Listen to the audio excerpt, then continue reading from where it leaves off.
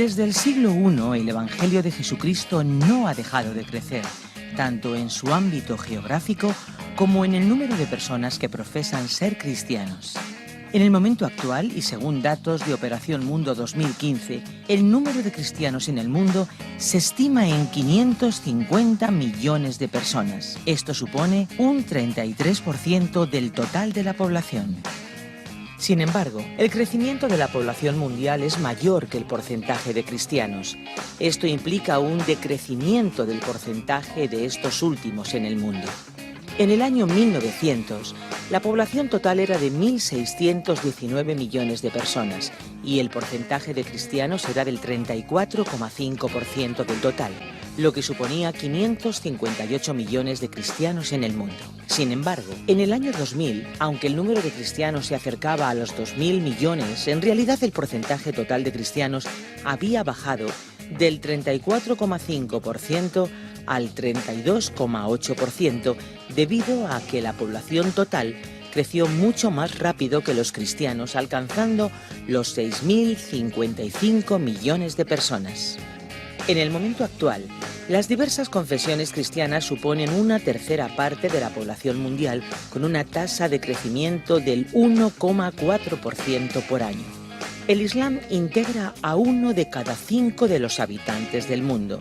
Esta religión tiene una tasa de crecimiento muy fuerte, del 2,1%, lo que les ha llevado a incrementar su número en los últimos 100 años. Por otra parte, el número de ateos y personas sin religión, aunque ha crecido significativamente, supone una pequeña minoría del 15% aproximadamente, lo que nos muestra que en el momento actual la humanidad tiene sentido de trascendencia y practica algún tipo de religión.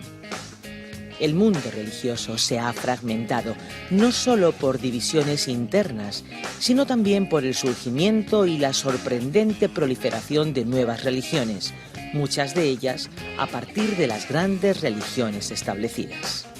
El desarrollo de la sociedad europea occidental se podría entender como un progresivo proceso de secularización, donde se da una creciente racionalización y mundanización de la sociedad. Los estudios sociológicos, sin embargo, están poniendo de relieve que no es la indiferencia lo que crece en Europa, sino que más bien la situación en la que parecen situarse la mayoría de los europeos es la de la duda. Hace 100 años se creía que pasada esa generación toda la población mundial se convertiría al cristianismo. Esto no se ha materializado, sobre todo porque se ha producido un fenómeno inesperado, una fuerte deserción del cristianismo a causa del secularismo en Europa occidental, el comunismo en Rusia y Europa oriental y el materialismo en América, lo que ha dado como resultado un crecimiento explosivo de la no creencia, particularmente en el mundo tradicionalmente cristiano. Sin embargo, hay que indicar que en las últimas 2 décadas la no creencia ha venido disminuyendo ligeramente. Europa y América del Norte fueron grandes impulsores de la extensión del Evangelio y como consecuencia del crecimiento de la Iglesia. Sin embargo, en la actualidad hay que destacar el cambio o desplazamiento en el motor de dicho crecimiento. Asia, África, América del Sur y Centroamérica son lugares donde en este momento la Iglesia está experimentando un crecimiento espectacular y explosivo. La Iglesia todavía no ha terminado su viaje de expansión sobre todas las naciones de la tierra. El Evangelio debe llegar hasta la última frontera.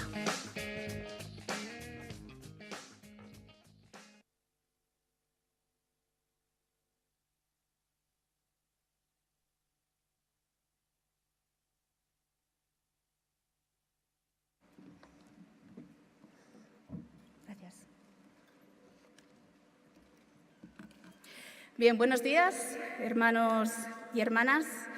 Pasamos a nuestra primera exposición de la ponencia de Historia y Cultura, cuyo honor tengo yo de presentar, por lo cual quiero agradecer a la organización esta oportunidad y también a mis compañeros que han participado en la redacción de esta ponencia.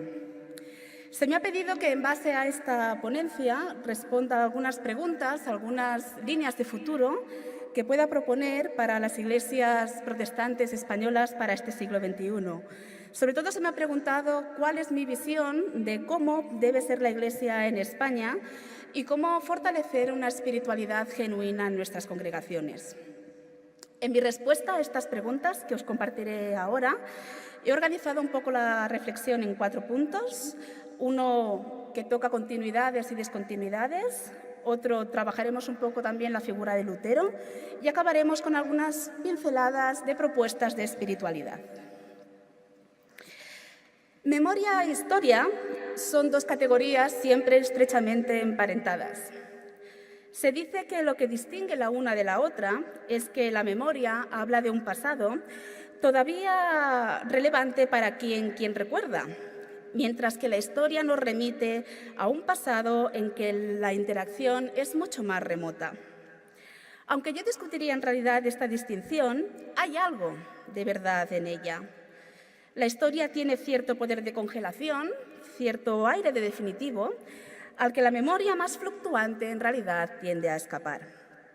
Es por ello que la memoria es un evento que puede tomar múltiples formas y perspectivas, incluso contradictorias, cuando se compara el relato que distintos grupos pueden hacer de un mismo acontecimiento. Así, por ejemplo, la memoria del descubrimiento de América no se narrará de la misma forma dependiendo de si uno es español o indígena americano. Para unos estaría asociado al dominio y a la emergencia como poder político. Para otros, al genocidio y a la desaparición de culturas autóctonas. El mismo acontecimiento, pues, ha marcado profundamente la comprensión que ambos pueblos tienen de sí mismos, con coordenadas totalmente distintas. Hacer memoria, por tanto, es una cuestión que no es intrascendente o aséptica, sin relevancia para la actualidad, sino todo lo contrario, porque recordar es construir identidad. Es por ello que cuando en este 8º Congreso Evangélico recordamos la Reforma Protestante del siglo XVI, lo hacemos dejándonos definir por ella, o más bien por la memoria que tenemos de ella, por nuestra visión de este evento, a la vez que buscamos prolongar nuestra identidad protestante mediante estrategias de comprensión y de futuro y de acción para el protestantismo del siglo XXI. En estos días nos reunimos aquí, protestantes, evangélicos, con sensibilidades e ideas muy variadas, pero todos nosotros, protestantes y evangélicos, por igual. Nuestras comprensiones de la Reforma pueden ser muy dispares, a veces incluso entrar en conflicto. No por casualidad, la memoria es un terreno de contestación y confrontación. Y probablemente haya entre nosotros expectativas muy distintas del fruto que tendrá este Congreso. Pero en lo que todos estaremos de acuerdo es en que debe ser un encuentro fructífero y alumbrar posibilidades de futuro. Pues bien, en mi lectura personal de la ponencia de Historia y Cultura que se ha presentado a este Congreso, hay un par de estas estrategias. Una es la de la continuidad en la discontinuidad y la otra, la multireferencialidad. ¿Y qué quiero decir con estas palabras? Nuestro protestantismo español es un protestantismo marcado profundamente por la conciencia de ser históricamente una minoría en España, a veces perseguida, a veces tolerada, pero siempre discriminada. Esto provoca que nuestras señas de identidad tiendan a enfatizar las rupturas por encima de las continuidades.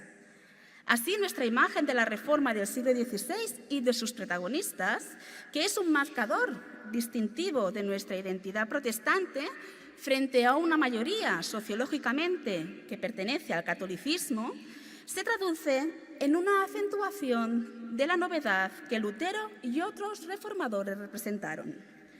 Su novedad refuerza nuestra diferencia, sobre todo cuando esa mayoría católica comparte en realidad un pasado común con nosotros, el de la Iglesia medieval.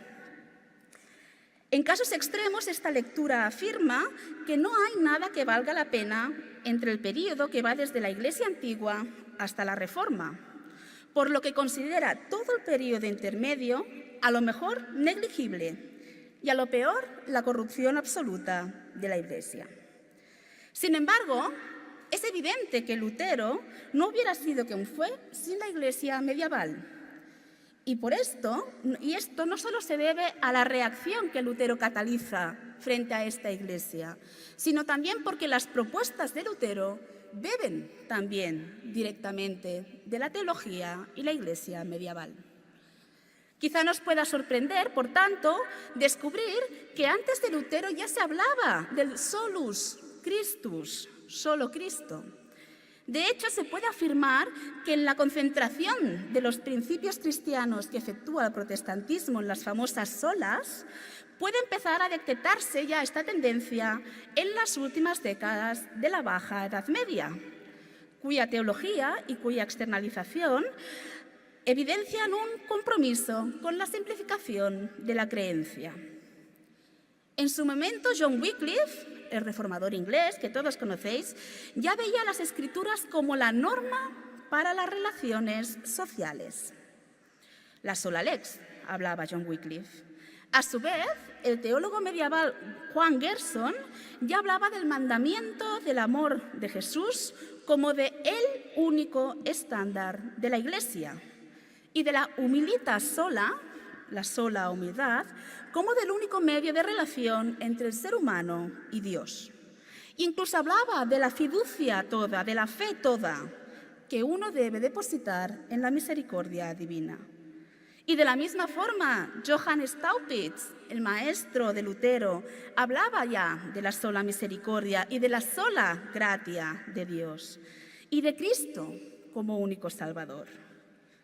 En esto, Staupitz reconocía bien la sensibilidad religiosa de su época, que veía en la pasión de Cristo una clave de contraposición y réplica al temible Dios juez imparcial e inflexible.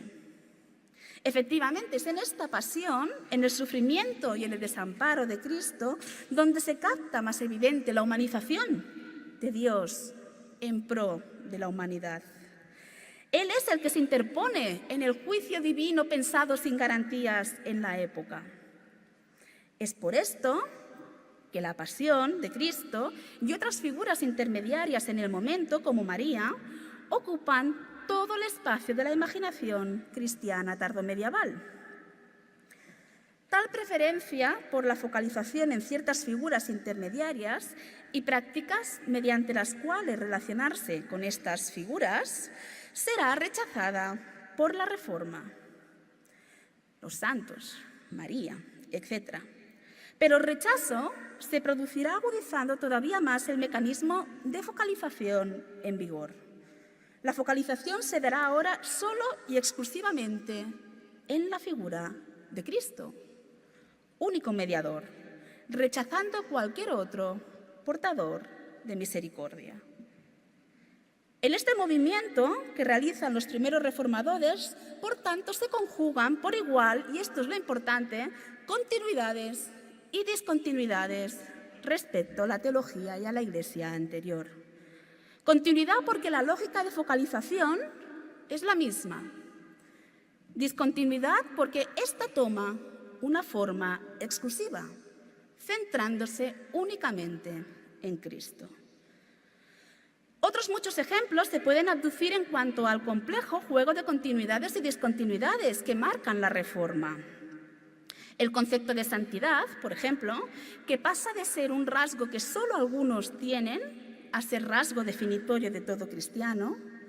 El papel de las imágenes, que la mayoría de las corrientes de la Reforma rechazan, pero que tienen un valor pedagógico que se adscribe ahora y se asume en el texto bíblico. La centralidad de la conciencia del individuo, que no podría ser y no podría haberse dado si los trovadores y el mester de juglaría allí en el siglo XII no hubieran hablado del amor como una emoción personal y psicológica. La teología del pacto también, que empieza a desarrollarse en el siglo XIII. Todo esto son suficientes ejemplos para ilustrar algo que la ponencia de Historia y Cultura viene a señalar. Sin sociedad no habría Iglesia. La teología de la Reforma surge en el latir de la sociedad bajo medieval, no al margen de ella. Las formas y expresiones que toma surgen a raíz de las preocupaciones de aquella época, a la cabeza de las cuales se halla la idea del juicio imparcial de Dios y la necesidad de hacer del concepto de gracia algo cercano y entendedor. No todo en términos de relación para con la Iglesia medieval y la Reforma pasa efectivamente por las continuidades, obviamente. En efecto, la Reforma rechaza ciertas prácticas, las indulgencias, el purgatorio, etcétera, etcétera. Pero aún teniendo esto en cuenta, las continuidades entre la Iglesia y la sociedad medieval están más presentes en la Reforma que las discontinuidades, si bien a veces en mayor grado y a veces en menor. Así pues, el patrón al que nos invita, por tanto, la Reforma es el de dejarse permear por la sociedad, tanto como la Iglesia está llamada a permear la sociedad, a fin de contaminar el mundo de la cultura del Evangelio, como dice la ponencia.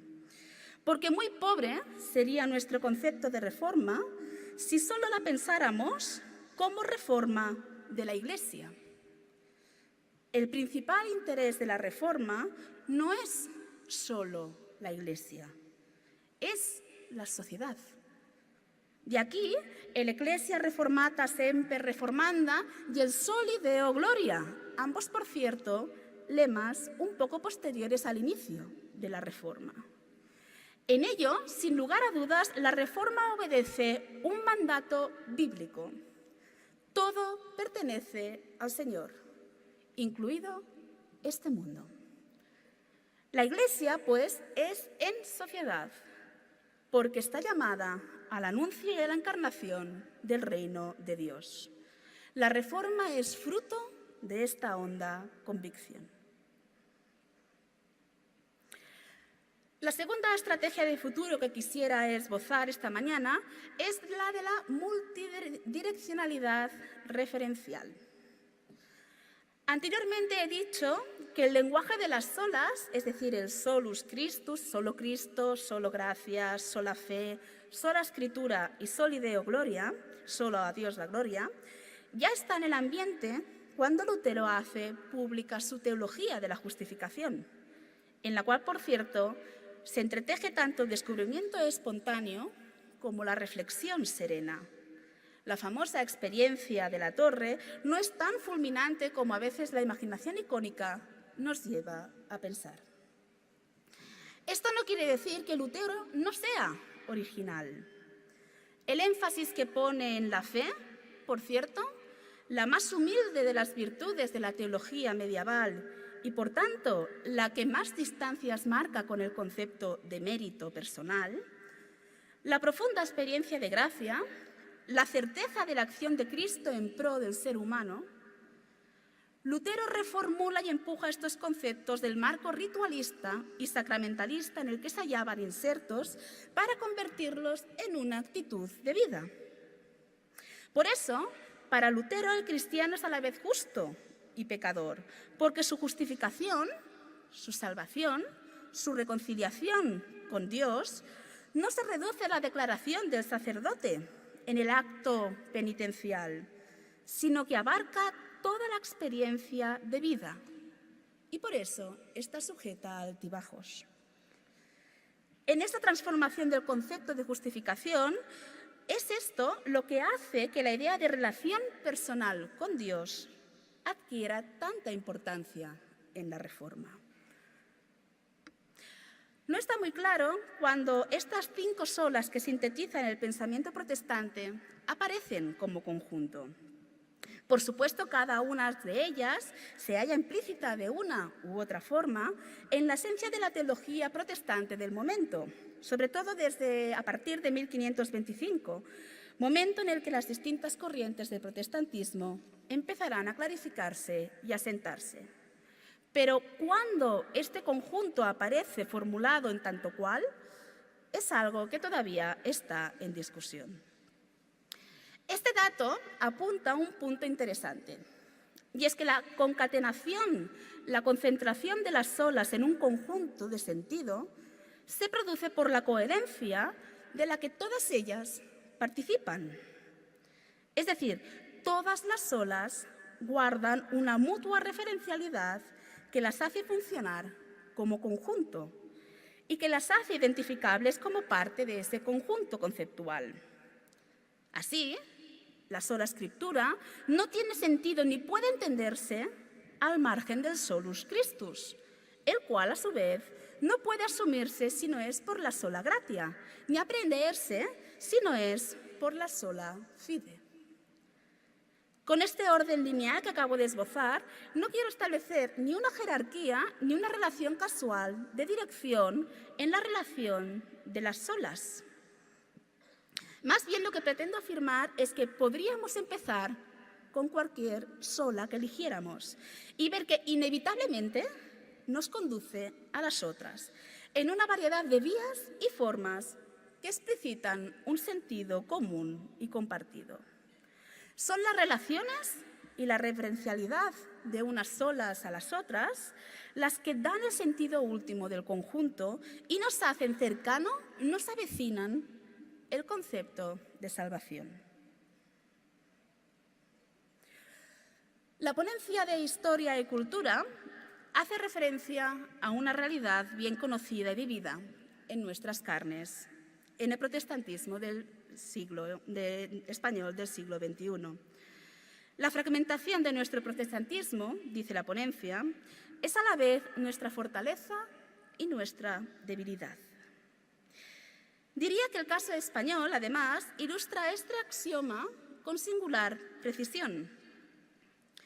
Desde la así llamada Segunda Reforma Española del siglo XIX hasta prácticamente la actualidad, el estatus de minoría socialmente discriminada frente a una mayoría sociológica católica, de facto, no sociológica durante el régimen franquista, ha generado un sentido de identidad más o menos compartido a pesar de la distinción y las diferencias existentes entre las distintas familias protestantes, gestionadas estas diferencias con mejor o peor fortuna, dependiendo del caso. La realidad de las diferencias no ocultaba en realidad una cierta vinculación compartida, a pesar del proceso de guetización de las comunidades locales derivado de la construcción de la identidad protestante española a la defensiva, frente a un catolicismo militante y frente a un Estado a menudo represor. A fin de cuentas, todas las denominaciones eran protestantes y estaban, por ello, expuestas a los mismos avatares que acarreaba tal condición.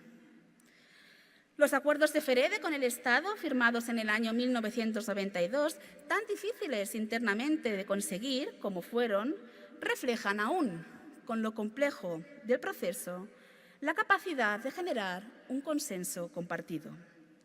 Sin embargo, en la actualidad, el desarrollo político y social de nuestro país, que ha conllevado el destronamiento del catolicismo como religión del Estado, o está en ello, parece haber tenido un doble efecto sobre el protestantismo español.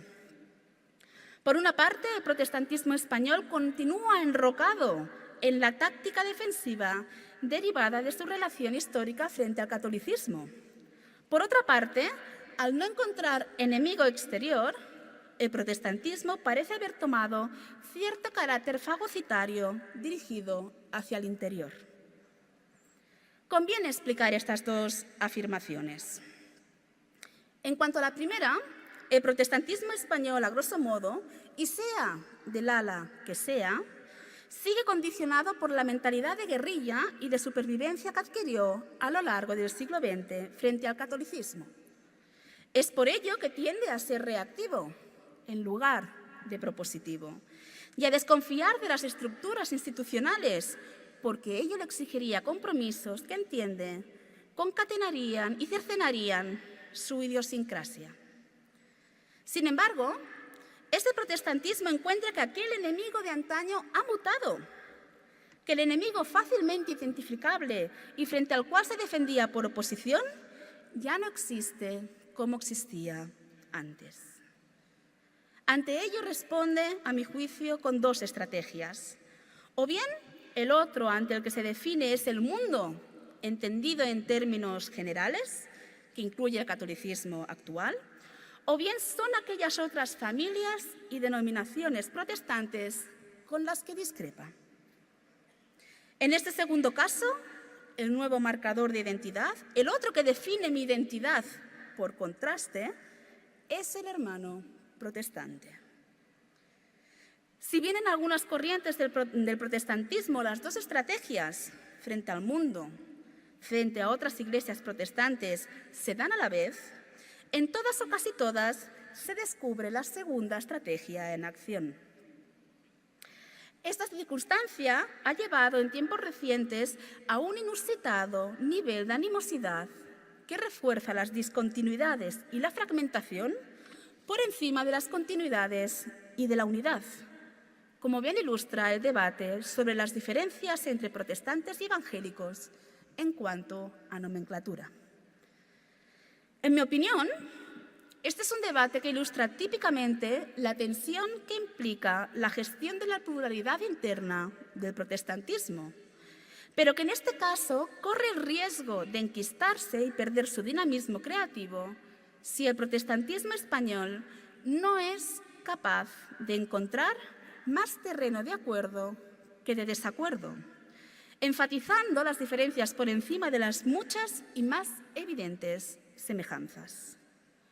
Por un lado, la continuidad histórica entre la Reforma del siglo XVI y el pentecostalismo o el movimiento carismático es a todas luces innegable. Por otra, también es a todas luces innegable la discontinuidad teológica entre unos grupos y otros. Ahora bien, el modelo que nos presenta la Reforma, tanto en su forma, su relación con la Iglesia bajomedieval, como en contenidos, la referencialidad multidireccional de las solas, apuesta por las continuidades por encima de las discontinuidades. Todos, como protestantes y evangélicos, a pesar de nuestras diferencias denominacionales, nos remitimos a las 5 solas, aunque a veces no coincidamos en la lectura que hacemos. De la misma forma, todos, en cuanto protestantes y evangélicos, tenemos un origen común, sea inmediato en el siglo XVI o bien mediado por otras denominaciones. En todo caso, el protestantismo español perderá su identidad colectiva si opta por enfatizar en exceso las particularidades, en una espiral sin fin de especificidades y exclusividades ad absurdum, acompañada de una parcelación de la memoria que lleva irremediablemente a su cancelación.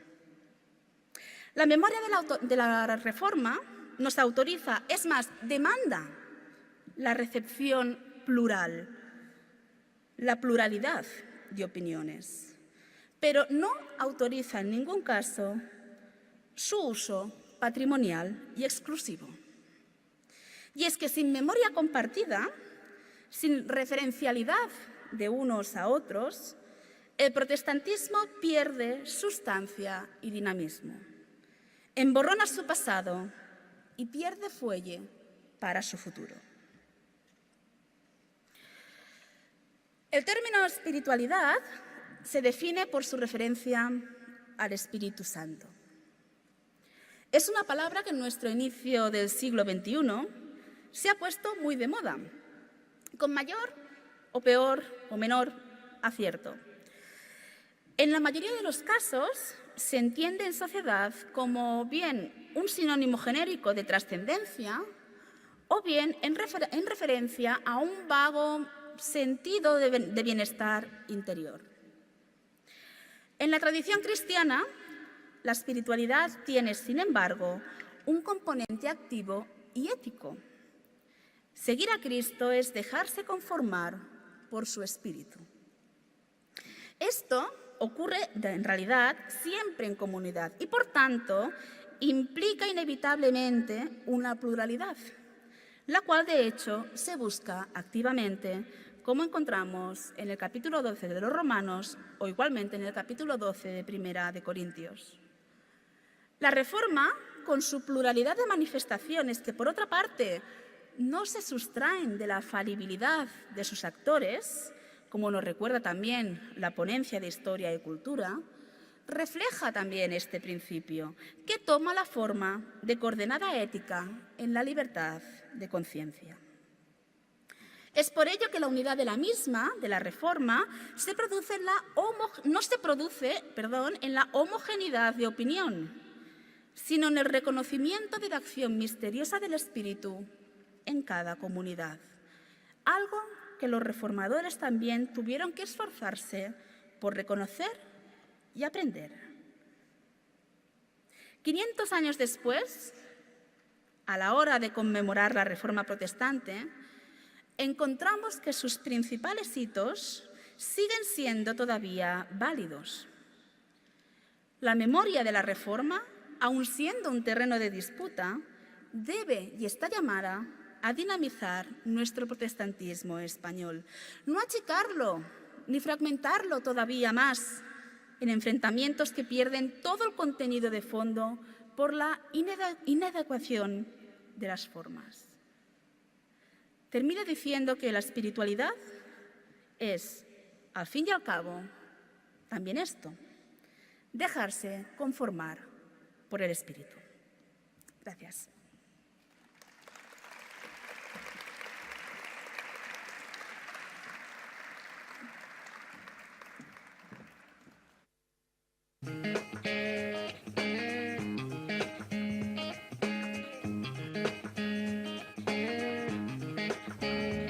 Nunca desde la llegada del Evangelio a tierras iberoamericanas se había podido observar un mover misionero tan amplio como el de este tiempo.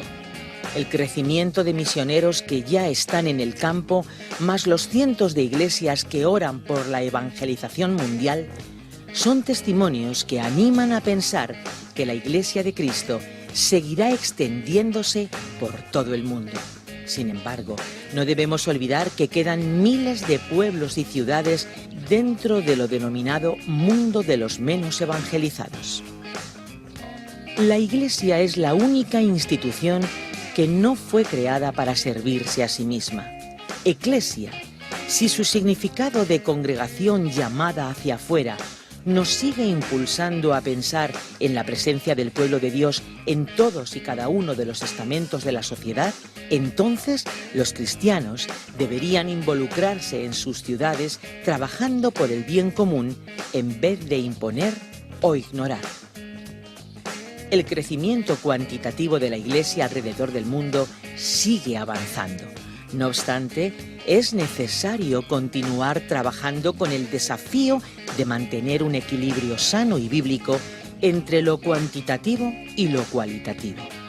El desarrollo de procesos de discipulado sigue siendo uno de los pilares fundamentales de hacer discípulos en medio de las diferentes naciones, culturas y lenguas. Que los seguidores de Jesús sean luz en medio de la oscuridad con sus estilos de vida. El apabullante desarrollo de la tecnología está creando grandes brechas de comunicación con las nuevas generaciones. El Evangelio ha de servirse del desarrollo tecnológico para no solo facilitar la extensión del Evangelio, sino para llegar al mundo en el que las nuevas generaciones se están desarrollando.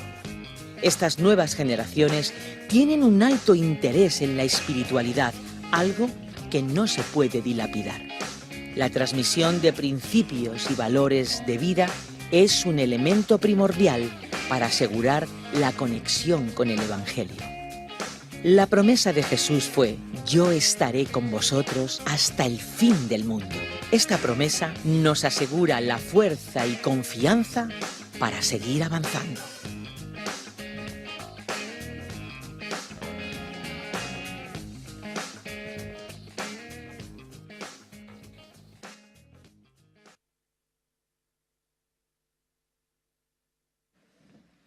Pues buenos días. Continuamos trabajando y viene uno de los momentos importantes, trascendentales, vitales de cómo hemos desarrollado la filosofía de este congreso. Y sois vosotros. Siempre hemos hablado de que es necesario no solo que alguien venga a explicar algo, sino que del conjunto de nuestro pensamiento, de nuestra experiencia, de nuestro conocimiento, realmente podamos tener bases para seguir adelante. Así que este es el momento trascendental de este congreso. Y quiero deciros que es importante que en cada mesa hayan 8 participantes. Así que os ruego que si en vuestra mesa pues os encontráis solo 2 o 3, que podáis uniros a otra mesa para que realmente podamos tener una fuerza de trabajo que sea relevante a la hora de las conclusiones. Voy a mostraros en pantalla en un momento cómo se va a ver esto en algunos pasos. Hay coordinadores de mesa en cada una de las mesas. Si por alguna razón en tu mesa no hay un coordinador, os suplicamos vuestra ayuda nombrando a uno entre vosotros mismos para que él pueda escribir las conclusiones. ¿Qué esperamos de vosotros? Que en esta reunión que tenéis podáis discutir sobre 3 a 5 conclusiones sobre la ponencia, pero basada en vuestra experiencia, conocimiento y realidad.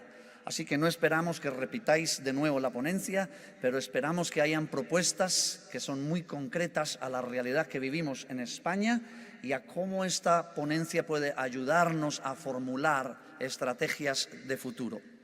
Por favor, si algún coordinador de mesa tiene problemas o si hay alguna duda en las mesas, solo con que podáis levantar vuestra mano, tenemos un equipo de trabajo que va a estar caminando por entre vosotros tratando de solucionar estas dudas que tengáis. Si por alguna razón no tenéis un ordenador en vuestra mesa, tenemos unas hojas impresas en las cuales podéis colocar vuestras conclusiones. Pero si podéis acceder en una tableta u ordenador, os rogamos que lo hagáis, porque mientras que vosotros estáis escribiendo la información, nosotros ya la estamos recibiendo en directo y nuestro equipo de trabajo va a estar procesando las conclusiones. Así que si tenéis alguna pregunta, pero los pasos los vamos a dejar ahí y si tenéis preguntas podéis levantar la mano.